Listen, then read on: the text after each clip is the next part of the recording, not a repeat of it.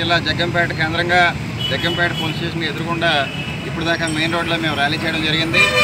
ఈ ర్యాలీలో ఎన్డీఏ పక్షాలందరూ కూడా పార్టిసిపేట్ చేయడం జరిగాయి. ముఖ్యంగా ఈ కాన్స్టిట్యున్సీ కన్వీనర్ గారు, కాన్స్టిట్యున్సీ ఇన్ఛార్జ్ గారు, జనరల్ సెక్రటరీ గారు, అదేవిధంగా మా పార్టీ ముఖ్య నాయకులందరూ కూడా ఈ కార్యక్రమంలో పార్టిసిపేట్ చేశారు.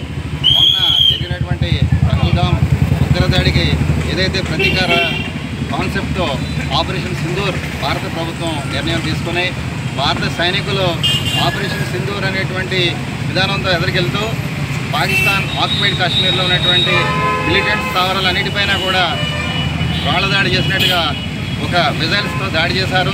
అదేవిధంగా పాకిస్తాన్లో ఉన్నటువంటి ఏదైతే ఉగ్ర కేంద్రాలు ఉన్నాయో అక్కడి మీద కూడా దాడి చేశారు. యావత్ ప్రపంచానికి కూడా భారతదేశం చేసినటువంటి ఈ చర్య అందరినీ కూడా చాలా ఆలోచించి చేసింది. ఎక్కడ కూడా కామన్ సిటిజన్స్ ఎవరిని హామ్ చేయకుండా ఓన్లీ మిలిటెంట్స్నే హతమార్చే విధంగా ఏదైతే ఈ కార్యక్రమం జరిగిందో భారత ప్రధాని నరేంద్ర మోడీ గారు తీసుకున్నటువంటి ఈ చర్యని యావత్ ప్రపంచం కొనియాడుతూ ఉంది.